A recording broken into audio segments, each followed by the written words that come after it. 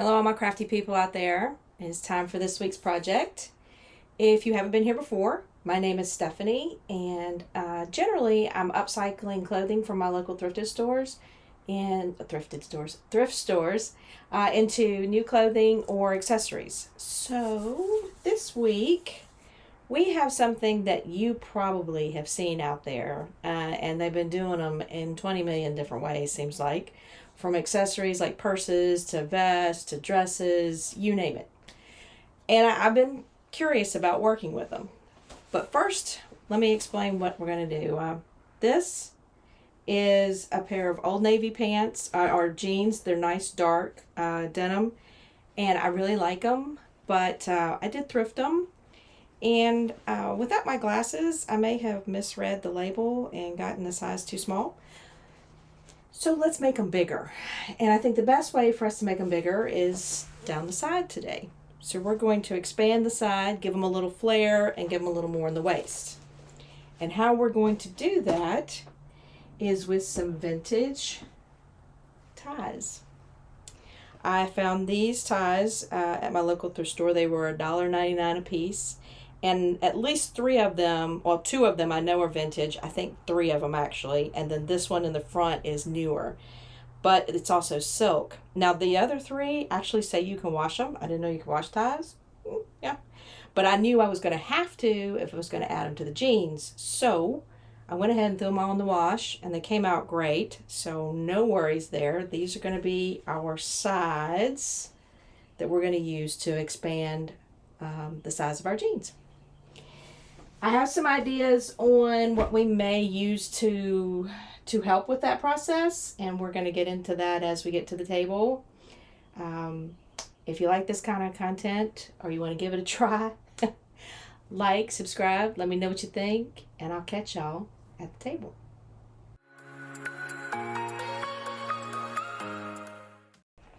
All right, this is what I'm thinking as far as design goes. These two and these two are going to be together obviously on either side of the jeans. And I've been trying to think of a good way to put them together without seaming them together and causing that bulky seam, because these ties are kind of thick, obviously. Ties aren't always super thin. Actually, they're rarely ever super thin. So what I thought I would do is put a backing on them. And I think what I'd like to do is sew them down to the backing and then maybe do a decorative stitch in between, kind of like a joining stitch to make them look like they're joined that way. I'm not sure about the joining stitch, but I have this old piece of sheet. This was the remaining balance of the back of a quilt. It's kind of an eggplant color, which that doesn't really matter to me. I could use brown, it wouldn't matter. But this is nice and long, and it will be long enough to do the two sides. I think more than wide enough as well. So I'm going to sew the ties down onto this fabric one at a time for as long as I need them, as far as the length goes. And that will kind of stabilize them. And I'm also thinking I may leave the 1/4 inch seam allowance or the 1/2 inch seam allowance, probably more of a 1/2 inch seam allowance, on the side when I cut it out, because I'm going to sew them down, then I'm going to cut it out. That way I'll have something to sew to the jeans, and it will also be one of those things where I won't have to put a bulky seam in with the tie and the denim. I think I can make that work. And like I said, I'm going to be sewing it down to the fabric anyway, so it'll be kind of like embellishing the fabric before I put the fabric in as the insertion on the seam of the leg. So let's try that. Let me open these jeans up, and then we'll get to working on these. Okay, I went ahead and cut the waistline, and when you cut the waistline, you should be able to see like that seam allowance from underneath. So in other words, I opened up the side seam as far as I possibly could, even underneath the waistband. And then I knew that if I cut that waistband and still had that seam allowance hanging out to the side, then I did it right, because that's going to allow me to put it in, put the ties on, tuck them in here, and hopefully seam right over that top. Now that might be a little bit of a rough edge. I could put some fabric over it or something, maybe do a good zigzag over it. That probably is what I'll do, is a good zigzag. So the jeans are completely open. Now we've got to determine how long an insert we need. And it's obviously going to go from the waistline up here all the way down the seam. So let's see what we've got so far. If we line this waistline up, let's see, we've got probably more than a yard, because I know I'm short, but not that short. Well, I am that short. I'd probably wear these with boots. So that's 36 plus 3 more. So we're looking at 39 inches. So I think that's about what we need. So we know we need to sew at least 39 inches of those ties onto this piece of fabric.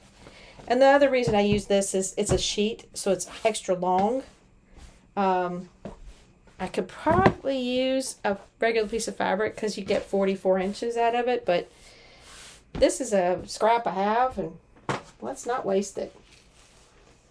So the first thing we need to do is figure out how much we need of this tie, which, like I said, it's about 45 inches. And honestly, I want this, the start of the point of the tie here, to meet the hemline, and I want this to hang off the hemline, because I don't want this to be across, because then you'd have that gap on the hemline to that point to here. So we want to end our hemline here. So that's the point I'm going to measure from. So there's 36, 33. Okay, so that's 39. That's 33. 3 more. That's 39. And then you got to think we're going to have to double it over at the waistband. The waistband would end there, but we're still going to have to double it down. Probably another 1.5 inches or so. So we want to at least include that much on the fabric. So let me pin this down, and we'll go to the machine and sew the first tie on, and then we'll put the second one and so on, and we'll make our inserts. I just wanted to show y'all how I'm checking to make sure that these are going to fit. I've marked how long they need to be just with my usual chalk marker, and they're going to obviously have to go opposite ways to cover this fabric, or to utilize all the fabric properly. And that's the way I'm going to sew them on. I'm going to start with this one and just kind of go, kind of like on a quilt, where I just going in line. But I'm just sewing it to the fabric, not to each other yet. Okay, I've sewed the first one down, and all I did was just sew right along the edge, almost like a top stitch. Actually, I guess it is considered a top stitch. And I put the whole tie on, and I actually went past my line by about 1 inch, 1.5 inches, just to make sure, because I can always sew the two together and make sure that that's the right length right across the top. But for right now, I just wanted to make sure I captured enough tie for the whole process. So now I'll take this pretty one. This is my favorite one. And I will put it right beside this one. And start it point to point down here, where I've got the 2 points right here will be just butted up against each other like that. And then I'm going to go up and down this one as well, sewing it right next to the first one. And then I'll do the other one, and we'll be able to cut them apart and figure out our next step, which will be putting them in the side of the jean.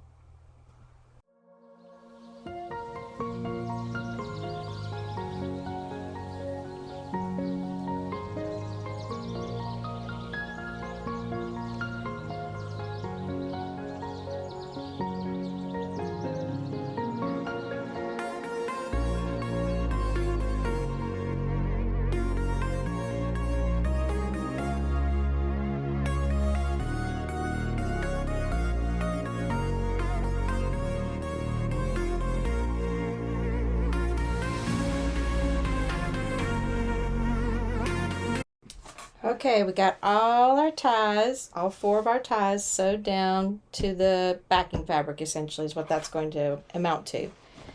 And I know that the seam allowance in the jeans is 3/4 of an inch. So I am going to cut around these ties 3/4 of an inch. Now at the bottom where the points are, I'm going to cut that off.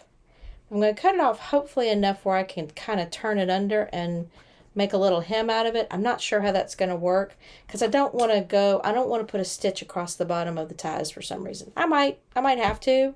It really wouldn't be a big deal if I did. But I was trying to avoid that. We'll see. So 3/4 of an inch. I've got these little rulers. I've got a ruler for just about every size imaginable. But since these ties are fairly straight, at least in, long runs, I figured what I would do is I'd mark the 3/4 inch this way. And that way we could just clip it off and have our seam allowance. So I'm going to do this all the way around using my little ruler, 3/4 of an inch hanging off the edge of the tie. And once I got all of that marked, I'll probably mark them one at a time because this will come off. Once I get it all marked, I'll cut it out, and then we will be ready to figure out how we're going to put it in the pants. Fingers crossed, y'all. You know how this goes. All right, I've got the ties down on the backing material, and I've cut out 3/4 inch seam allowances on the sides. Now on the bottom, I thought about this, and since I don't want to make a line across the bottom of the ties, I think what I'm going to do is just turn this under like a small rolled hem and just hand stitch it, because I don't want it to fray, but at the same time, like I said, I would like to catch the back of the ties and not show a line on the front of the tie. So I think that's what I'm going to do for the back. Just like I said, catch it and roll it and do a little rolled hem there in the back. So that's what I'll do on the ends. I have not serged off the end up here yet. I want to make sure that we've got it fitted in here properly before I serge off the end and turn it, obviously, for the waistline. We're going to use our original seam allowance here. So I'm going to be sewing these right sides together so I get a nice finished edge. And I'm actually keeping my original hem, which is unusual for me, but these pants fit really well, so no reason to shorten them. Just a little bit to widen them. So anyway, I thought what I would do, since the hem is really what I'm concerned about, and I can adjust from the top if necessary, I was going to start my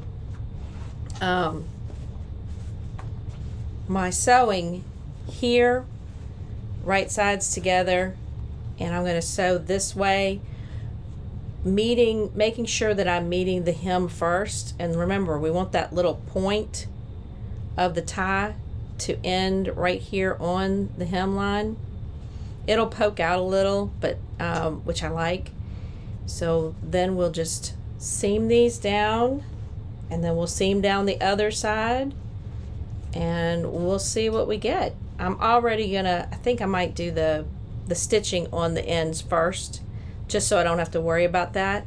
But I'm going to do a little rolled hem behind the ties, the tie tips. So I will see y'all at the machine after I hand stitch this little rolled hem down.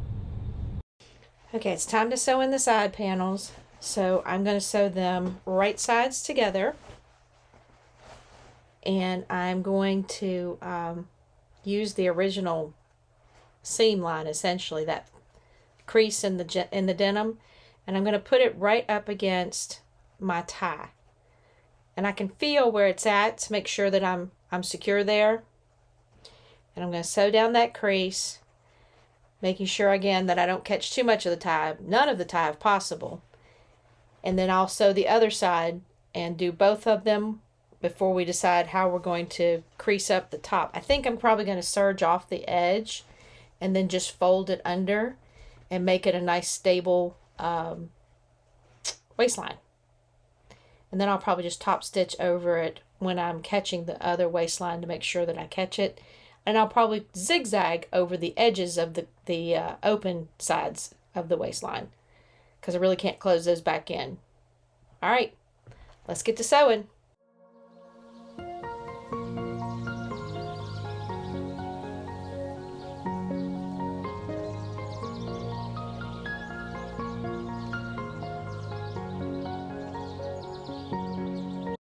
Okay, I've got the sides in on both sides, but you see that rough edge? And it was originally serged, obviously, with the jeans.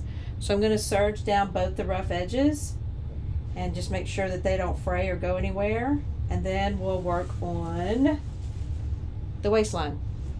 We just got to work on the waistline.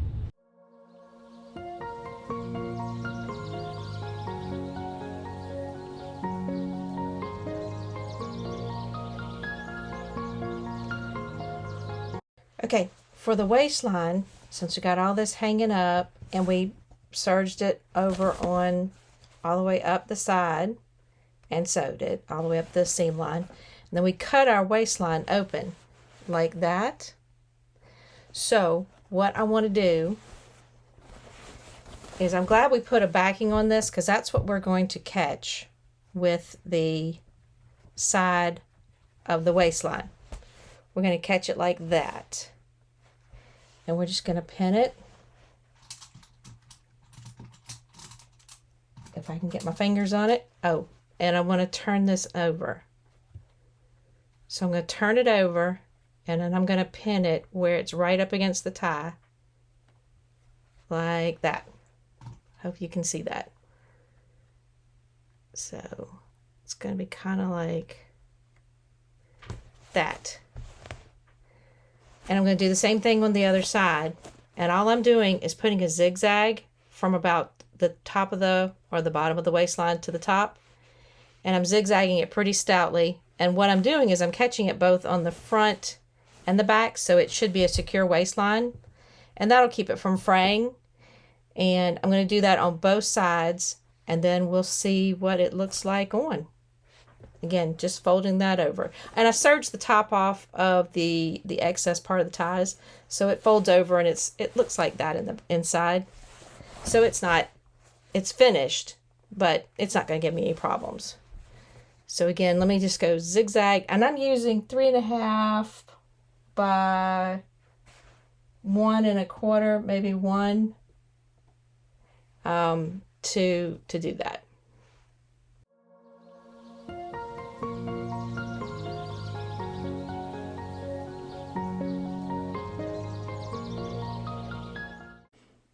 Okay, all my friends, I am super pumped about the way these turned out. I'm wearing some boots. These are Chelsea boots, but honestly, I need a taller boot. I am excited though. I think it turned out really well. The waistline turned out good. Now, they're a little big, but I'm just going to send them through the wash with some hot water and see if we can get that taken care of. If not, I'll put a little dart in them if I need to. But I'm just super pumped. I love the colors. I love the way they came out in the sides there, all nice and even. I like the way we put them on a backing. That way they didn't have a bunch of bulky seams.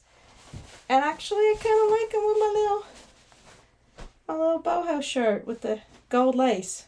So, if you like this kind of content, if you enjoyed it, give me some comments, subscribe, let me know what you think. And I'll catch y'all on the flip side of our next project.